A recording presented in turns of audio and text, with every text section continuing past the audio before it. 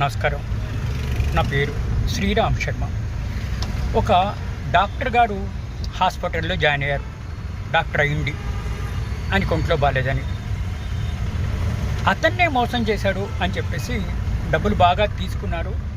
ఇట్లా 65 లక్షల రూపాయల వరకు నాకు నష్టపరిహారం చెల్లించాలి, నా దగ్గర 50 లక్షల దాకా తీసుకున్నారు, 65 లక్షలు మొత్తం ఖర్చు పెట్టాను, ఇది ఎక్కువగా తీసుకున్నారు కాబట్టి నాకు రీపేమెంట్తో పాటు నష్టపరిహారం చెల్లించాలి అని నేషనల్ కన్జ్యూమర్ డిస్ప్యూట్ రెడ్రెసల్ కమిషన్లో సదరు పేషెంట్ డాక్టరు కంప్లైంట్ ఫైల్ చేశాడు.